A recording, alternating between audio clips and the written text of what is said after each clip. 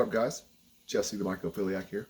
We're going to make some Instapot agar plates real quick. We're going to do a simple recipe of 10 grams agar, 5 grams malt extract, and we're going to pour that in the first 10 plates. And then for the next 10 plates, I'm going to add about a gram, and a little half, maybe 2 grams of charcoal powder, and make those dark black because I like the color. And we're going to be using these cool polypropylene screw lid tops, so hopefully we won't have to wrap with any tape. Water's just now boiling. Let's go ahead and get set up. All right, so we're going to turn on our scale with our jar on there. Oh, and we're going to mix 500 milliliters of water with this. So first we'll get our, I like to use the spoon. For that one. So there's a scooper. So 4, 9.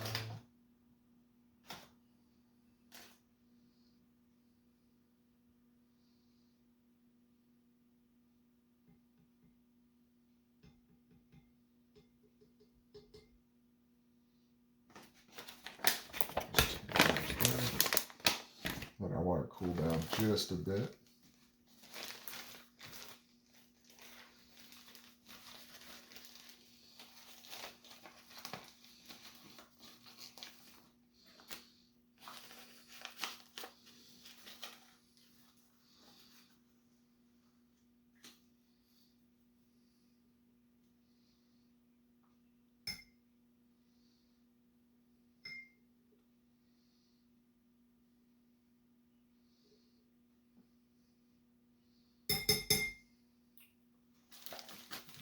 Right about perfect.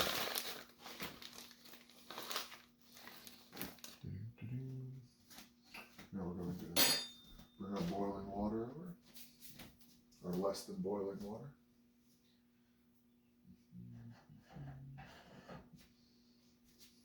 Right, grab our spoon. Give a little water to clean up, and seems nice, perfect. Everything's stirred up, cleared almost without even mixing.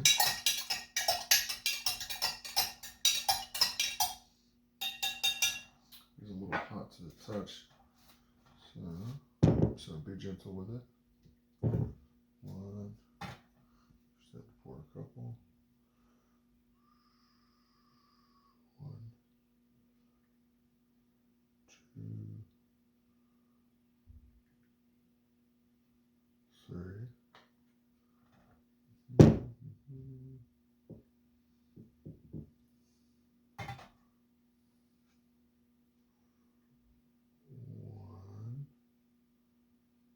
2, 3, 4.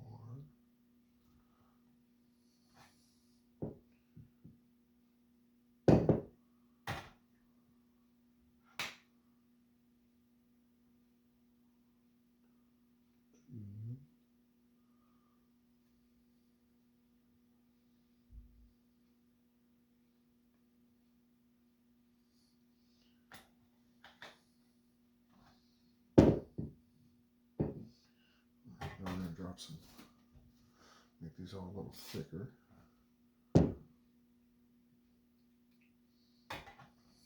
Even these up. We're going to use these to clone some wild specimens this year.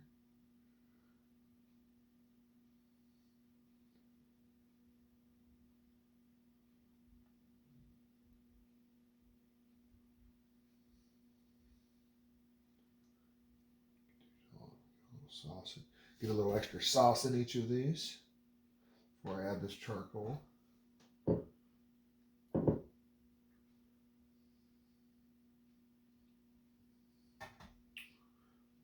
Get everything cleaned up before the wife comes home.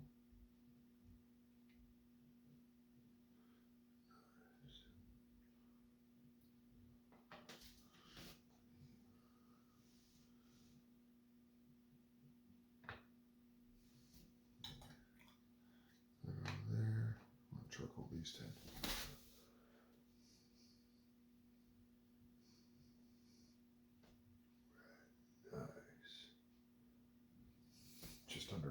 for each of these.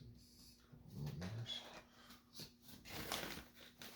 Now I want to add charcoal here. Just a dash really.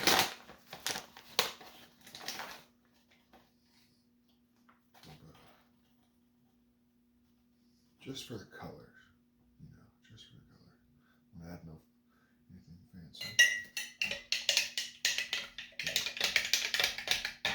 Probably around a gram. Plus or less.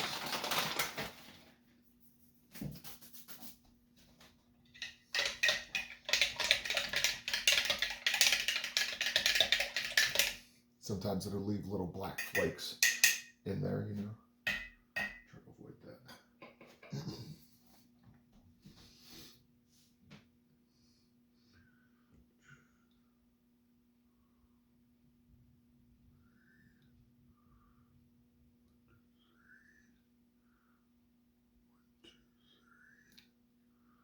One, two, three. 1, 2, 3. 1, 2, 3. Got a little trick going on. 1, 2, 3. 1, 2, 3.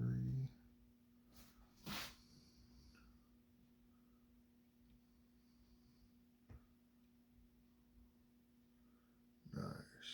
And you see I made plenty. Boom. All right. These cool for just a second. Nice. Drip that everywhere.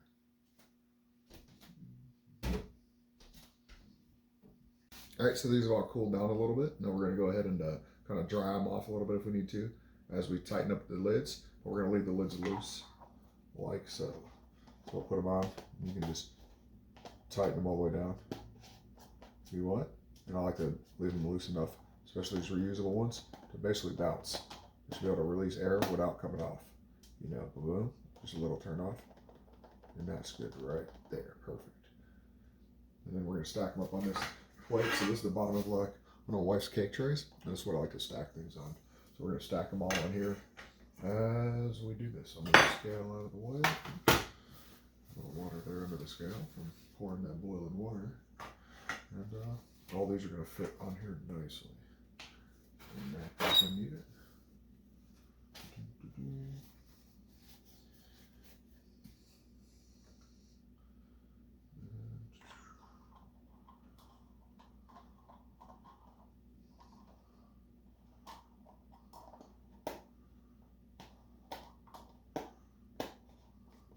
All the way on. Half turn off.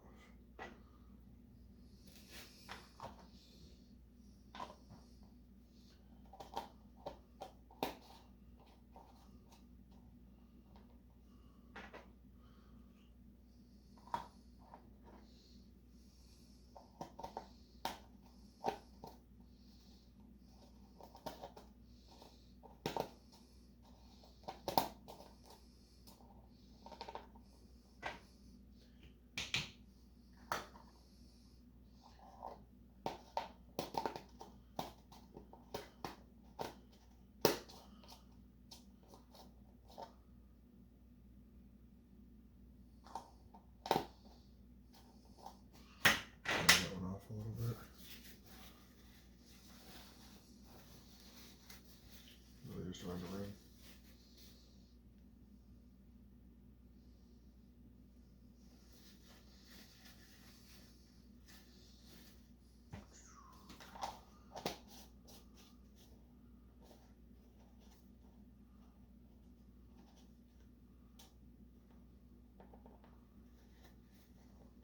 Oh, I had the napkin stuck in there. Huh. I was like, what? What's going on here?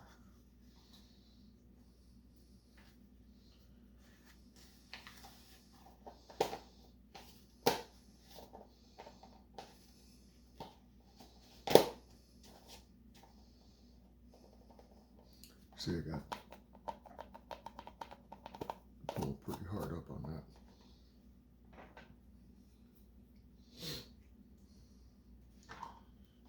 This one out a bit.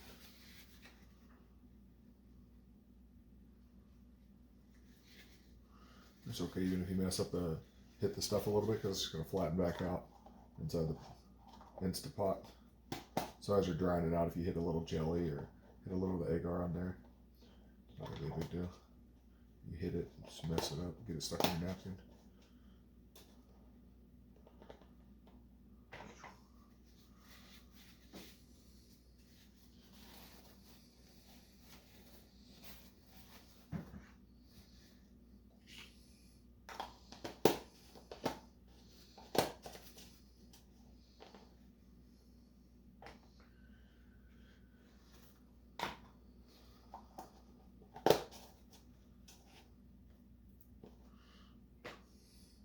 See some of these lids already starting to get some steam on them.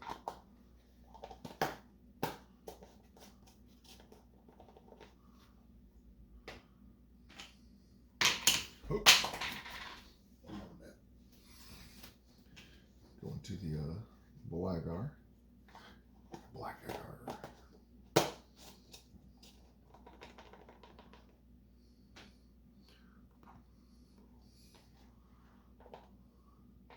Had plenty of leftover. Poured it in some reusable glass Pyrex petri dishes that we'll run in another sample. There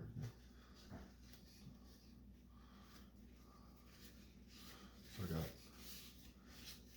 So I got 9 reusable Pyrex petri dishes over there too that I also use, but I'll run those on a separate cycle after this.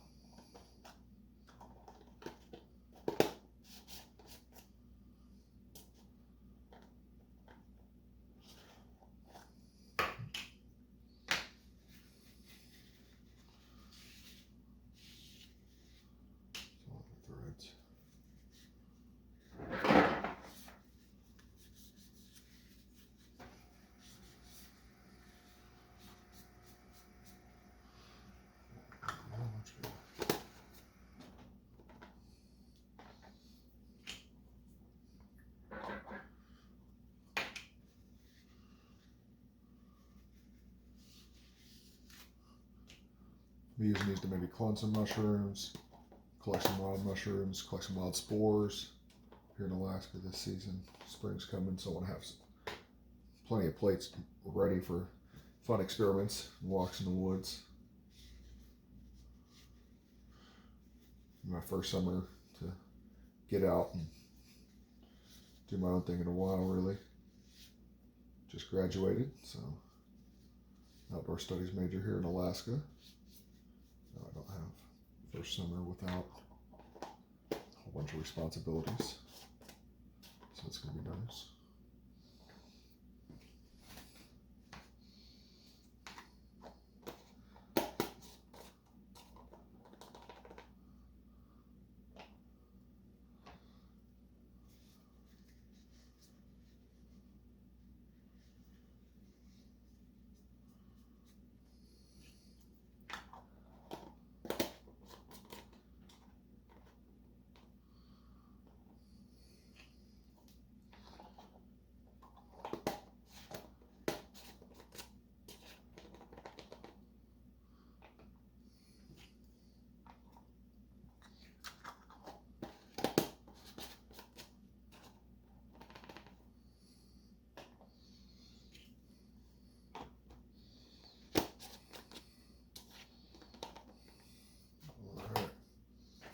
You see we got the lids down there.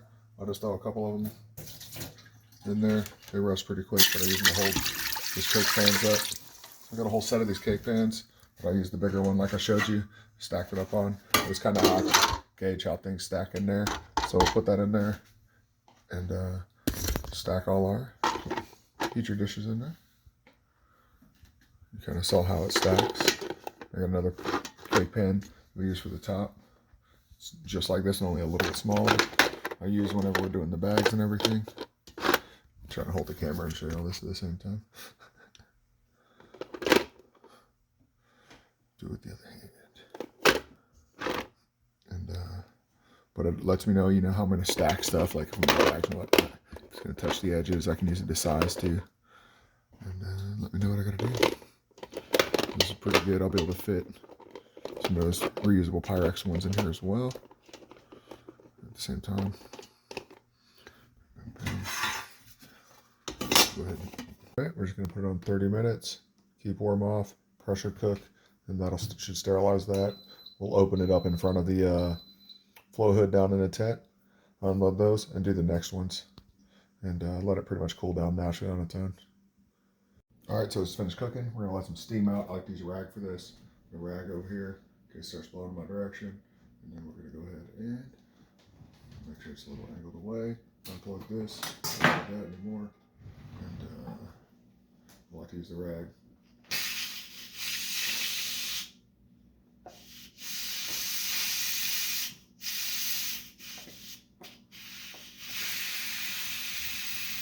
Steam out once it's depressurized. Once it's depressurized, we're going to move it down to the tent for the final take it out in front of the flow hood and meet you down there. Basically, as soon as this pops down, this little click pops down, that's when I feel comfortable to carry it on down. So I got this venting, shouldn't be letting off too much more steam, but I still throw the rag over it just in case as a protective measure. Down in front of the flow hood, we're going to open it up in front of the flow hood and then just make sure everything's stacked.